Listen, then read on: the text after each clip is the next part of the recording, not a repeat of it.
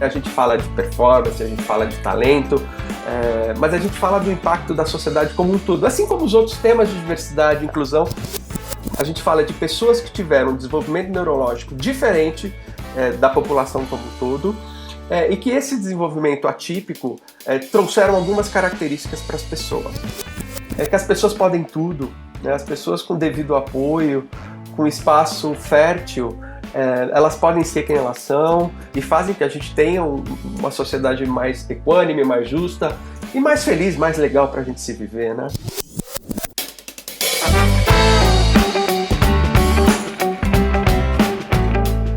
Olá, bom dia, boa tarde, boa noite, sejam muito bem-vindas, sejam muito bem-vindos. Você que nos escuta em casa, no Brasil, nos Estados Unidos, em Brasília, em Aracaju e em todos os lugares onde a gente já tem registro de ouvintes.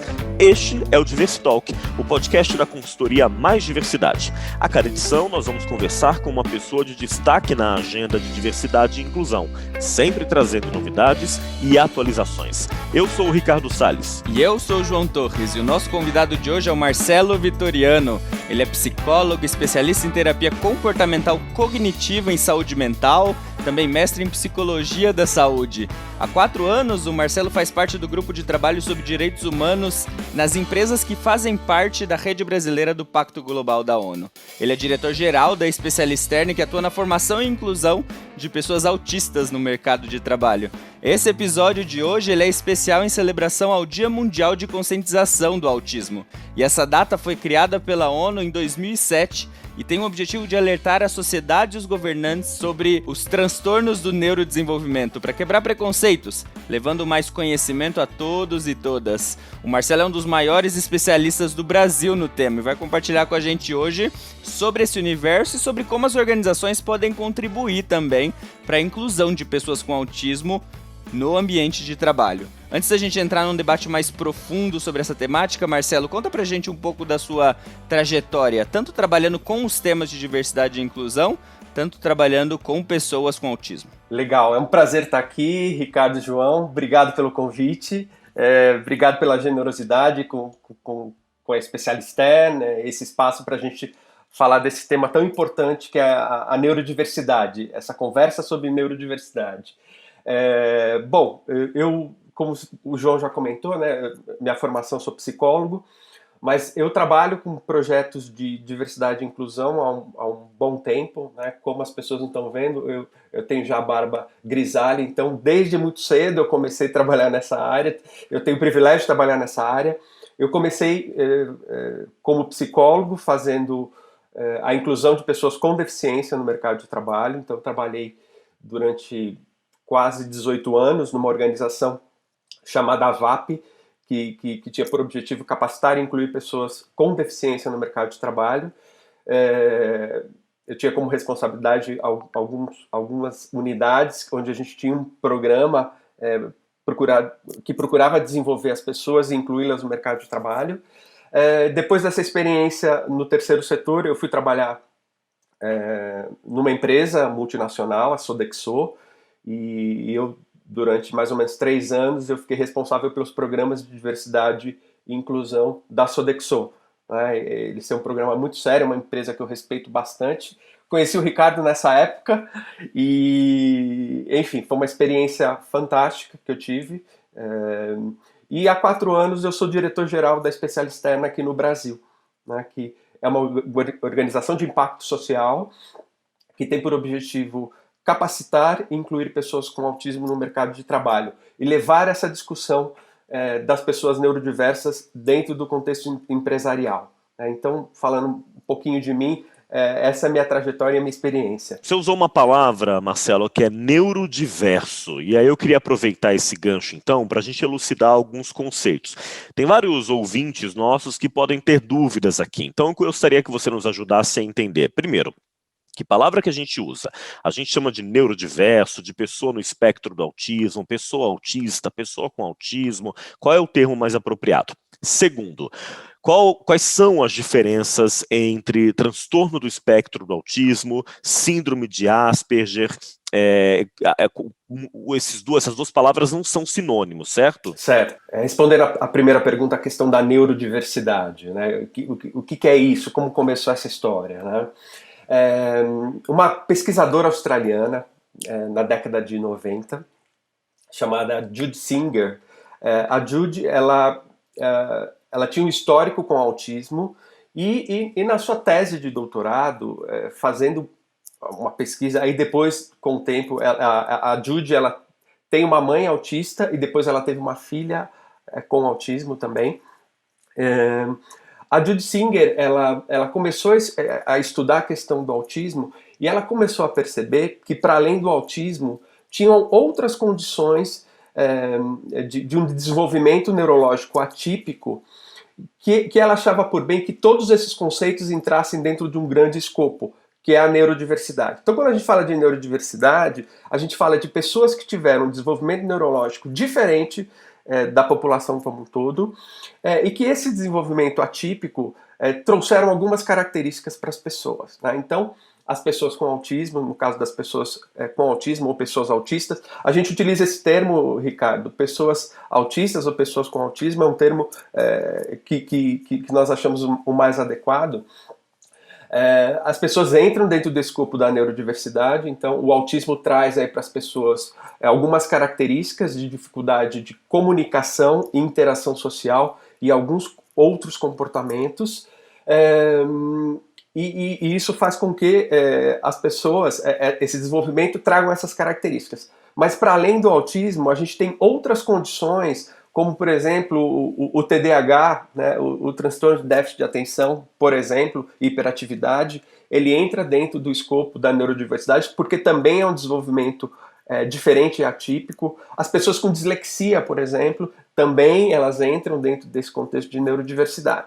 Então a gente tem esse grande guarda-chuva, vamos chamar assim, da neurodiversidade, e quando a gente fala de pessoas com autismo e utiliza o termo transtorno do espectro do autismo, né, a gente fala de um espectro muito amplo, né, onde a gente tem, vamos chamar assim, pessoas com diferentes níveis com relação às suas dificuldades de comunicação e interação social. Então a gente tem no começo do espectro pessoas que são consideradas no autismo severo, por exemplo, são pessoas que têm muita necessidade de apoio, elas não têm autonomia, são pessoas que às vezes não são verbais, por exemplo, em termos de comunicação.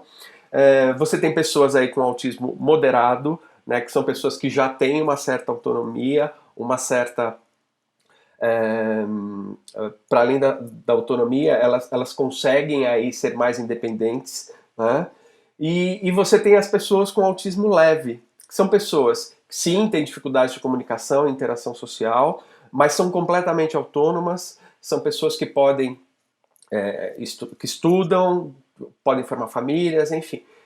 Onde o autismo aí, as questões de comunicação e interação, elas são menos severas, vamos chamar assim, né? Então, quando a gente fala do espectro, é porque o espectro é muito amplo mesmo, né? Então, dentro do espectro, a gente tem pessoas que podem ter uma deficiência intelectual associados, que podem ter outras comorbidades também, para além do autismo. Então o espectro é muito amplo. Mas as pessoas com autismo, elas são muito diferentes, né? As pessoas são únicas e a gente sempre leva a isso, não é porque a pessoa tem um autismo leve, que também pode ser... Antigamente, Ricardo, nós tínhamos o conceito de síndrome de Asperger, né? Que eram as pessoas com autismo de alto funcionamento, com altas habilidades também, né? Então, na última revisão que a Sociedade Americana de Psiquiatria fez desse conceito, o conceito de Asperger, que era de alta funcionalidade, ele era separado. Hoje não, hoje ele está dentro do espectro como um todo, né? Os especialistas que estudam muito isso dizem assim, que todas as pessoas com autismo sempre vão ter dificuldades de comunicação e interação social, né? Em diferentes graus e níveis. Então, quando a gente fala do Asperger, né, a gente fala das pessoas com autismo leve também, né?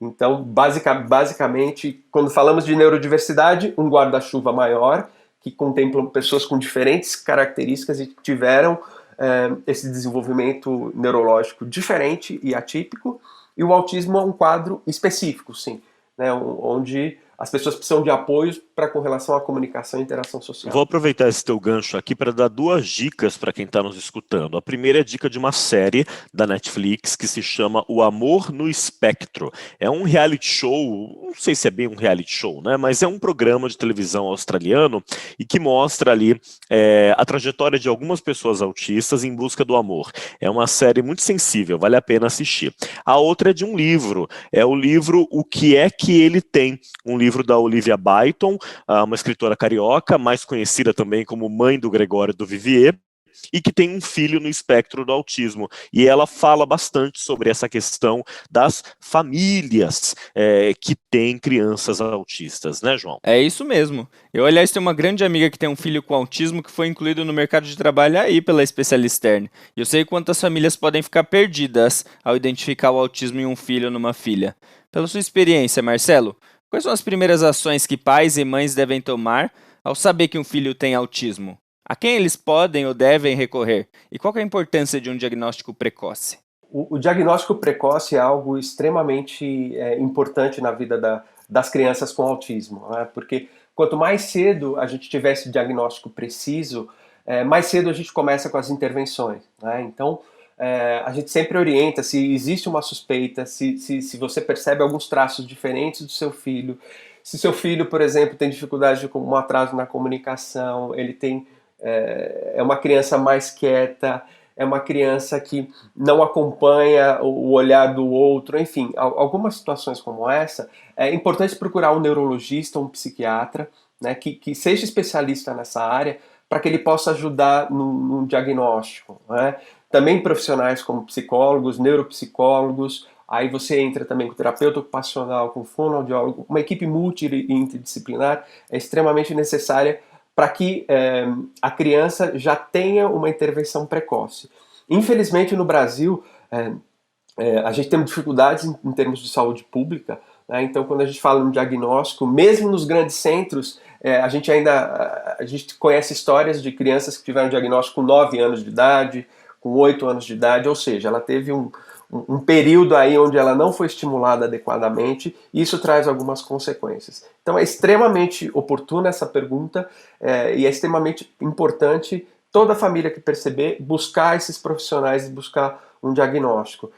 E fora isso, a gente tem histórias também, muitas histórias ainda de diagnóstico na vida adulta, né, pessoas depois dos 18 anos que não se entendiam muito bem na vida, não entendiam algumas características pessoais e em determinado momento procuram um profissional diagnosticado com autismo, ou seja, a pessoa passou uma vida inteira com dificuldades importantes aí, em termos até emocionais, não se compreendendo muito bem o seu lugar no mundo e só descobre isso na vida adulta, né? Então é importante, o diagnóstico é fundamental para que a gente tenha uma intervenção precoce, para que as pessoas sejam estimuladas, para que elas tenham um acompanhamento adequado e tenham uma qualidade de vida melhor aí quando forem adultas. Isso me dá a oportunidade, Marcelo, para levantar uma outra questão. Há algum tempo, numa temporada anterior aí da nossa vida, quando a gente podia se encontrar, eu fui te fazer uma visita lá no escritório da Specialisterne.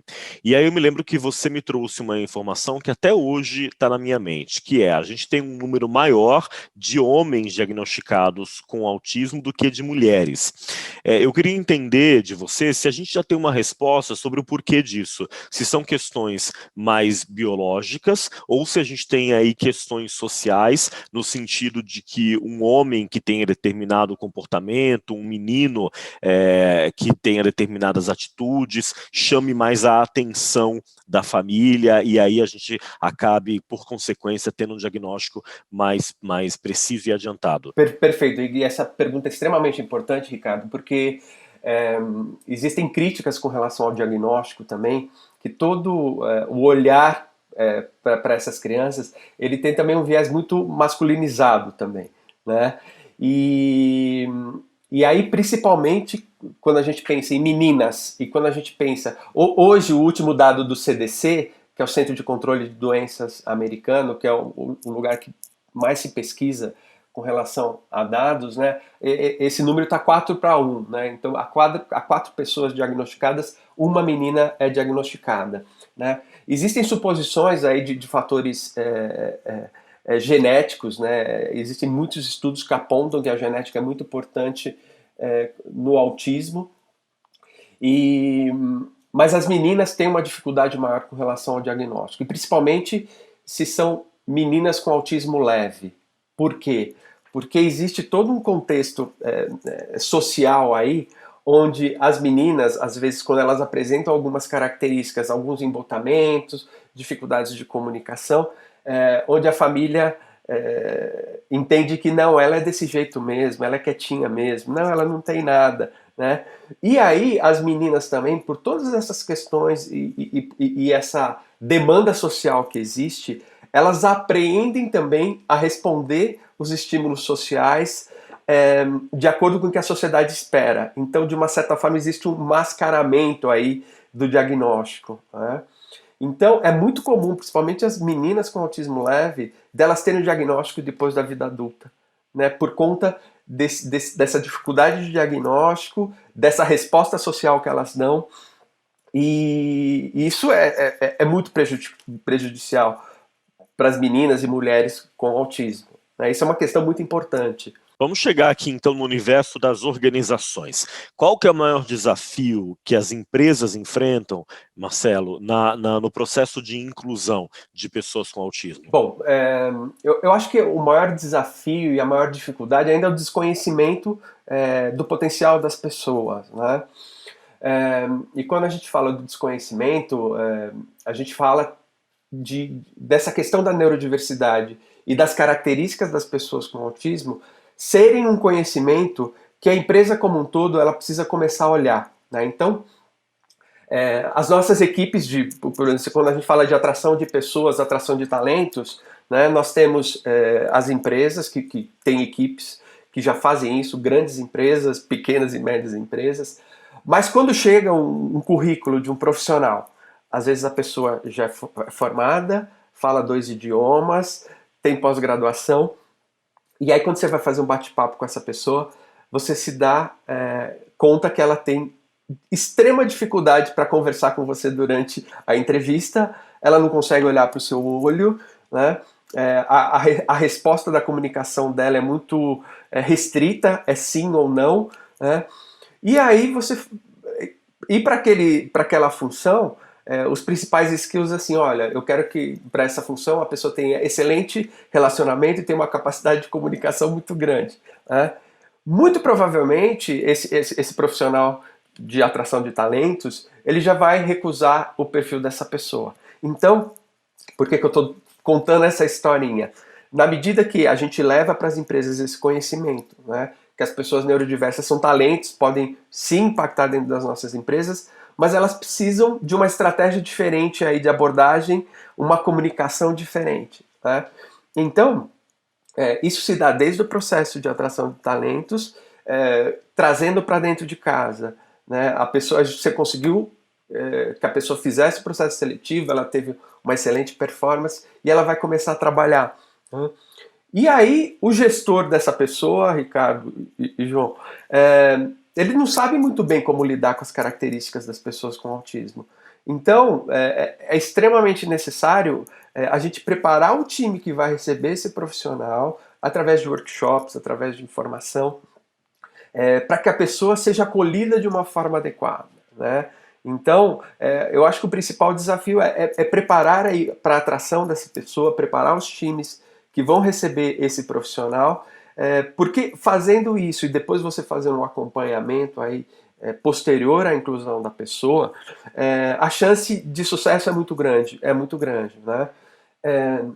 Essa semana eu estava batendo papo com uma desenvolvedora que trabalha numa das principais empresas do agronegócio, e ela comentava comigo assim, Marcelo, eu entrei sozinha aqui, né? Eu mandei meu currículo, foi aprovada, mas eu estou repensando se eu fico ou não fico. Por quê? Porque meu chefe descobriu que eu tinha autismo depois de mais ou menos 1 ano que eu estava trabalhando aqui. E aí eu falei para ele, sim, eu tenho. Falei, que legal, então você pode entrar na lei de cotas, né? Aí ela comentou, não, eu até posso entrar na lei de cotas, mas essa conversa vai um pouquinho além, né? Eu tenho dificuldades, por exemplo, de trabalhar com as atividades que você passou para mim, que requeram muita interação com outras equipes, isso traz um sofrimento para mim muito importante, então eu gostaria que você revisse isso. E aí foi uma oportunidade para o chefe e para preparar o time de trabalho também, né? Então, de forma geral, eu acho que a grande dificuldade é o desconhecimento, né? A nossa sugestão é sempre, comece um projeto piloto com os cuidados necessários aí para você receber um neurodiverso, coloque isso nas suas políticas também de atração de talentos, né? Quando você tiver pessoas com essas características, se você não sabe, busque um apoio para você aprender, né? E a partir dessa primeira experiência você já começa a criar um conhecimento dentro da sua empresa, né? E depois isso começa a ser mais natural, esse apoio já começa a ser previsto aí para outros casos que possam surgir.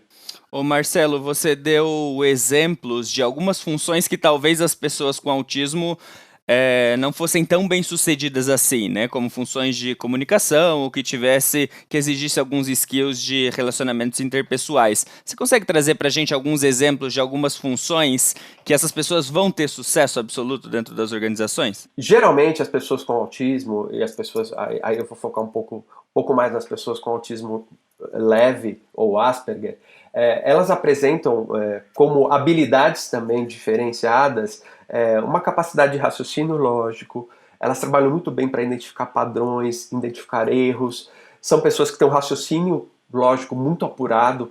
Então, todas as atividades que demandam esse tipo de skills, as pessoas com autismo vão muito bem. Então, obviamente, nós trabalhamos com recorte para a área de tecnologia, por exemplo. Então, se você tem uma pessoa que trabalha com teste o dia inteiro, né, teste de sistemas, teste de software, enfim, né, muitas pessoas com autismo gostam muito desse tipo de tarefa, porque requer constância, requer concentração. Então, para as pessoas neurotípicas, que são as pessoas ditas normais, que não têm nenhum tipo de desenvolvimento neurológico diferente, às vezes para esse tipo de atividade é muito cansativo, demanda muita energia. Então, atividades como essa, de teste, mesmo a de desenvolvimento, as pessoas podem trabalhar muito bem. Mas assim, isso é um pequeno recorte, João, porque a gente tem pessoas com autismo que podem trabalhar em diversos setores, né? E isso que a gente costuma, as pessoas podem trabalhar onde elas quiserem, obviamente guardada a necessidade do apoio que ela vai precisar. Se eu vou precisar de uma atividade onde requer interação forte com outras pessoas, então vamos adaptar essa interação. Essa interação pode ser por chat, essa interação pode ser por e-mail, né? E aí a pessoa pode performar, né? Agora, se ela precisa falar o tempo inteiro com as pessoas, algumas pessoas têm uma dificuldade de processamento quando a comunicação é verbal, né? Então ela prefere uma comunicação escrita. Então, às vezes com pequenos apoios, a pessoa pode trabalhar. Então, eu não gosto muito de segmentar, olha, as pessoas com autismo só vão trabalhar com exatas e esquece a área de humanas, esquece... Não, as pessoas podem, eu conheço psicóloga autista, né, eu conheço pessoas trabalhando na área de marketing autistas, eu conheço pessoas que trabalham com, por exemplo, eu recebi ontem um documentário que foi feito por 2 autistas e elas fizeram um documentário brilhante. Eu brinquei com elas, olha, the Oscar goes to para a Sofia e para a mãe dela. Enfim, então, sim, as pessoas têm algumas habilidades específicas que podem ser muito preciosas para a área de tecnologia, mas elas podem ser preciosas para diversos setores, né? Para diversos setores. E tem também como a gente olha para essas habilidades ou eventualmente até para limitações. Primeiro que limitação todo mundo tem, né, pessoal? Vale para nós aqui, vale para uma pessoa com deficiência, para quem está no espectro do autismo, todo mundo tem alguma limitação. E aí, enquanto você falava, me ocorreu aqui uma história, o João vai se lembrar de quem eu estou falando.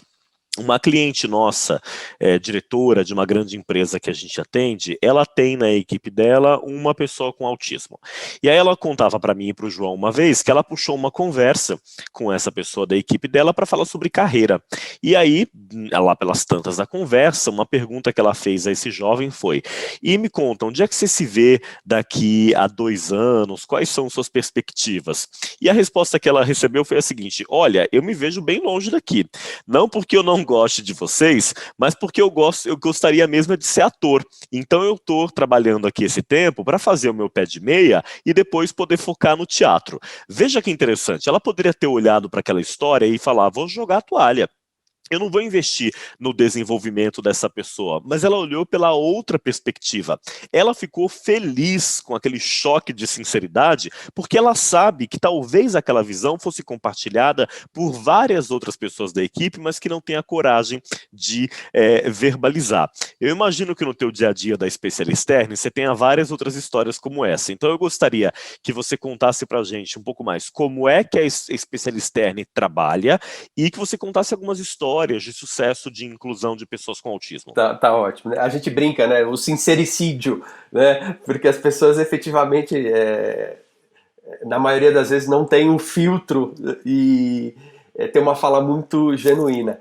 E essa fala genuína, ela acontece em diferentes etapas. Por exemplo, em processos seletivos, a gente sempre costuma estar como um apoio aí junto à pessoa que está fazendo a entrevista, porque as pessoas com autismo têm uma dificuldade de se vender, né? Então, vocês quando vão participar de prêmios, o João, o Ricardo, enfim, vocês levam todo as características principais do empreendimento de vocês, a gente costuma se vender, né? As pessoas com autismo têm essa dificuldade. A gente estava num processo seletivo por uma grande multinacional e um dos pré-requisitos para essa vaga era a pessoa falar inglês, né? E aí, no meio da entrevista, a psicóloga vira para a pessoa e fala assim, olha, eu vi aqui, você fala inglês? A pessoa falou assim, não, eu não falo inglês. E nós sabíamos que a pessoa falava inglês.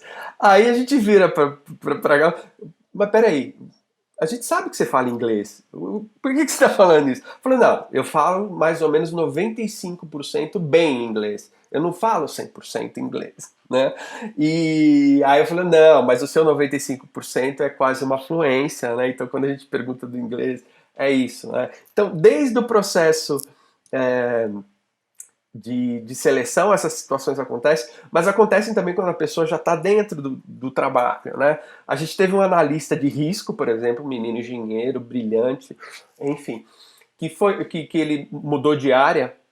E quando ele chegou na área nova dele, né, o chefe, o gestor, muito preocupado que ele tivesse uma boa integração, falou para ele, fulano de tal, como vai você e tal?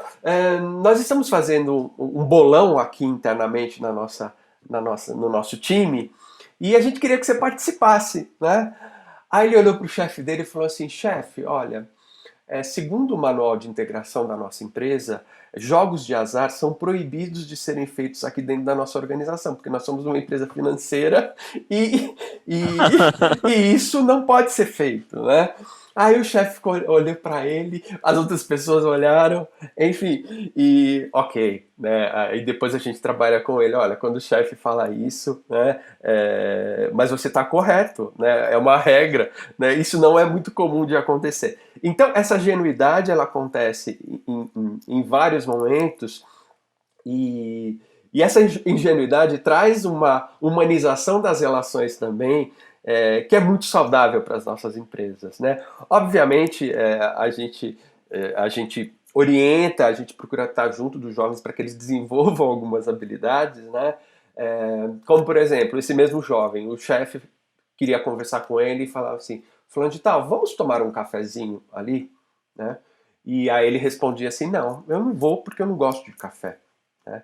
Aí eu falando assim, olha, Gustavo, quando seu chefe falar vamos ali tomar um café, ele quer que você saia do escritório, que vocês vão para um espaço um pouquinho mais afastado, que ele quer conversar com você. Aí a gente tem que orientar o chefe também, chefe, quando você quiser conversar com ele, tem uma comunicação clara e objetiva. Olha, eu preciso conversar 10 minutos com você sobre aquele processo que você está cuidando. Vamos para um espaço mais reservado, né? Então, essas situações fazem com que também eu acho que para além dessa questão da humanização, que a gente tem uma melhoria da comunicação interna como um todo, para todas as pessoas, né?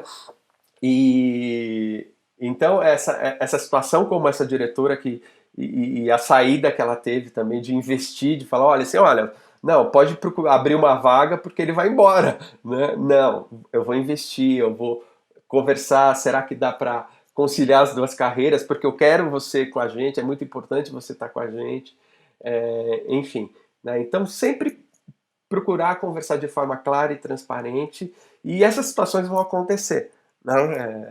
E eu espero que elas aconteçam. Marcelo, tem um dado da ONU que fala que 80% das pessoas com autismo hoje estão fora do mercado de trabalho, né? E com certeza tem desperdício de talentos aí. Se eu sou um gestor numa organização e eu quero fazer um programa afirmativo para a inclusão de pessoas neurodiversas, o que eu posso fazer?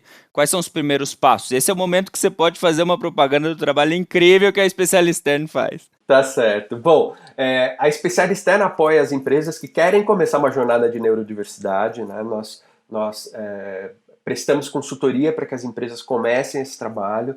Então, até antes das pessoas começarem a trabalhar, enfim, nós preparamos os profissionais com uma capacitação bem consistente, né? São 400 horas de formação, onde a gente trabalha fortemente as questões de habilidades sociais, também habilidades técnicas, e a empresa, quando ela quer iniciar uma jornada, a gente propõe começar um projeto piloto com 1, 2 pessoas, né? Então a gente ajuda a empresa a identificar uma área que seja mais condizente com o perfil das pessoas, a gente ajuda o processo tanto de atração de talentos, nós ajudamos a formatar aí workshops de sensibilização. Então, se vai começar uma pessoa no time do Ricardo, a gente para o time do Ricardo como um todo, a gente faz essa sessão educativa aí para tirar dúvidas, trazer exemplos e como fazer com que esse espaço seja acolhido. Então,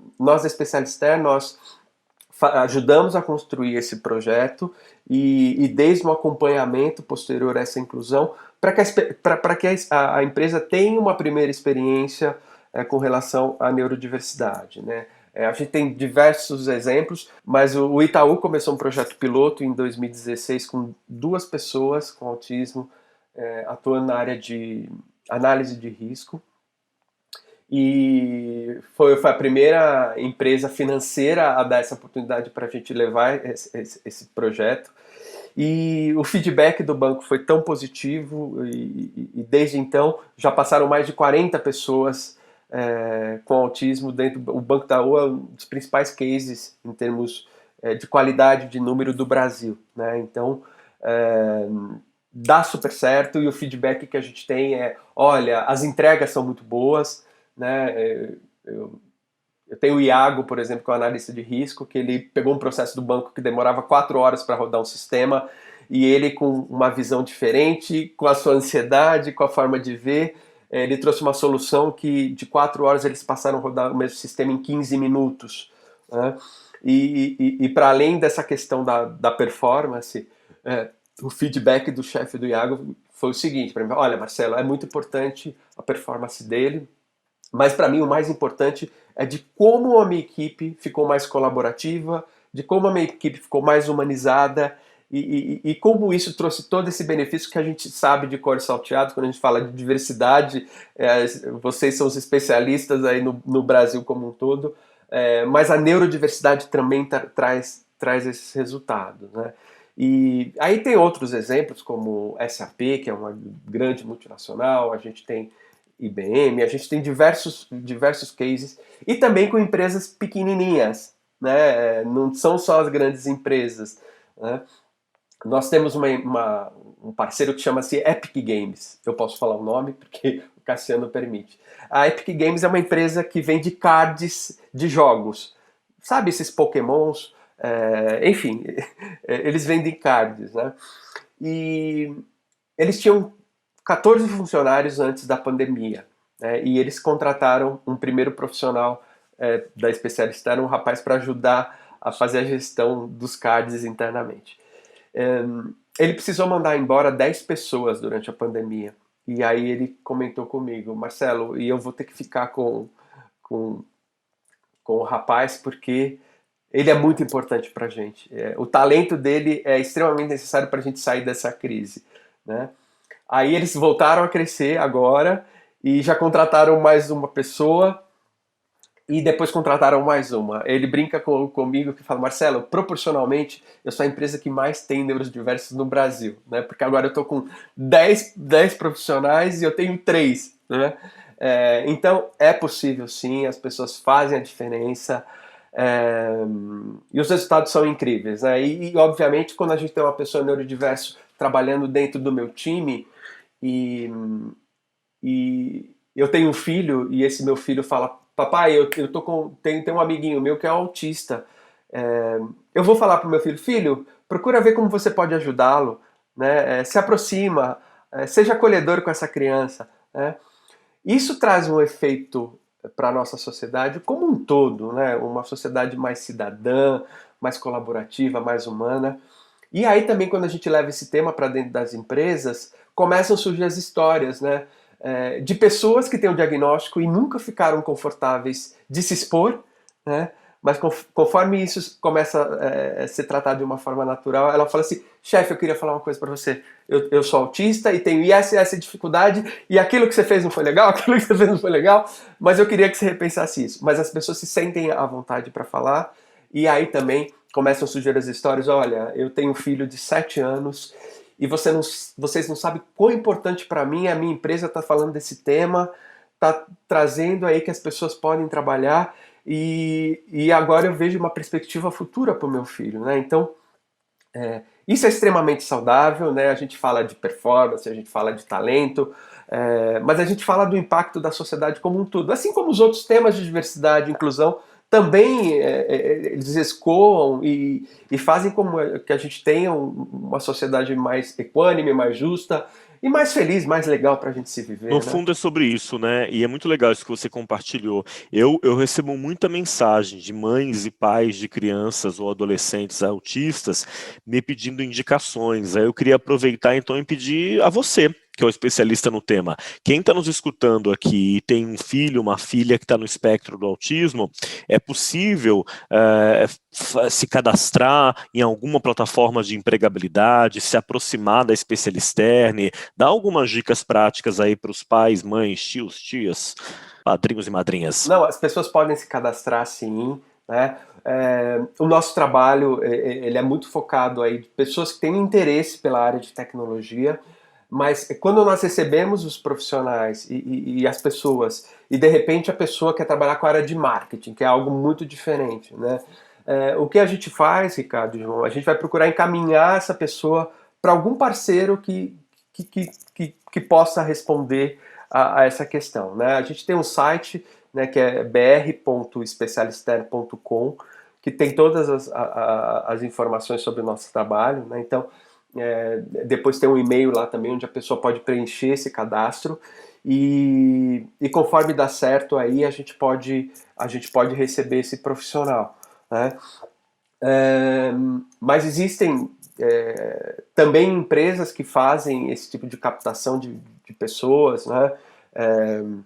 Eu conheço uma muito boa que chama Mais Diversidade também, que recebe que pode receber currículos e cadastros. Essa é ótima. Essa é uma das, eu diria, a melhor do Brasil. Mas sim, né, existe uma saída, existem poucas iniciativas ainda como a Specialisterne, né, então a gente precisa crescer também com outras organizações e com outras iniciativas.